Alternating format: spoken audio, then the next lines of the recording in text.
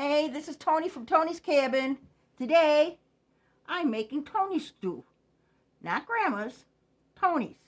Even though I'm a grandma. Shh, don't tell nobody. I look it too, don't I? But this is a really good, very, very good recipe. Quick and easy to make. That's what I like. I'm making it for my size family, which is me and Sammy, the Wonder Dog. Okay? I will give you the instructions for a bigger meal, okay, as I go along. But this is the only ingredients you need. You need a can of carrots. Open those. Throw them in the pot. Now, if you're making it for a bigger person or more family members, use 2 cans. You're going to need 1 can of tomato soup.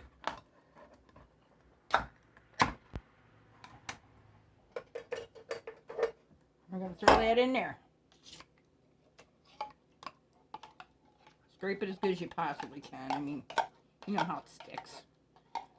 It's okay. We're gonna use the stuff in there in a little bit. There's a little bit left in there, but we'll get to it. And a can of cream of mushroom soup I usually use. I do not have any type of the cream soup. So if you got cream of celery, cream of chicken, not necessarily. But I got cream of chicken, so this is what I'm using. It's gonna taste okay. It's about the same stuff. It's just got chicken flavor. It don't really matter. But put that in there. Instead of 1 can, you use 2 cans of each, okay? For a bigger family. Just for the bigger people. I'm only a little person. Okay, scoop that in there.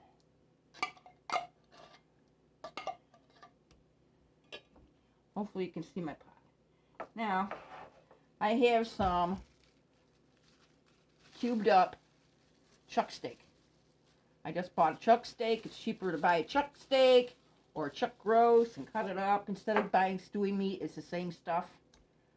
Exactly the same stuff, except the butcher's charging you to make it this size, you know. Okay, you're going to throw that in there. I got probably about 1.5 pounds. About. And then I'm going to use 2 potatoes. You just make as much as you need for your family. I mean, this is going to last me. I need probably 2 meals. I'm thinking 2 meals. Throw that in there. Quite easy.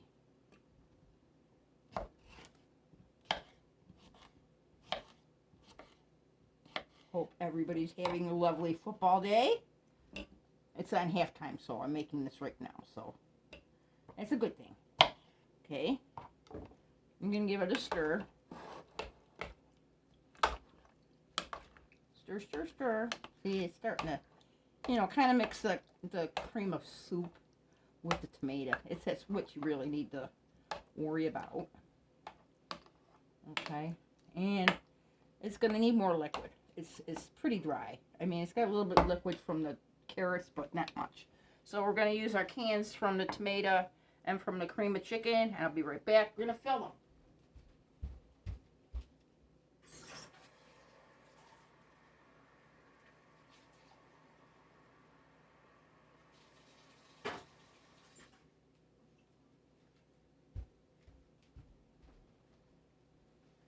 And give it a swish in your can to get the rest of that goodness out, your tomato soup.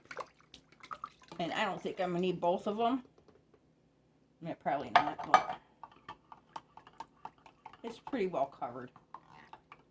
So, I think I'll just use a little bit more of this can.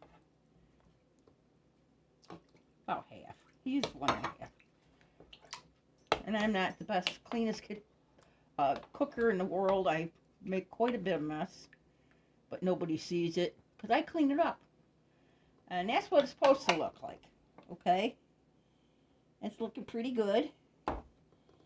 And I can't even see if it's...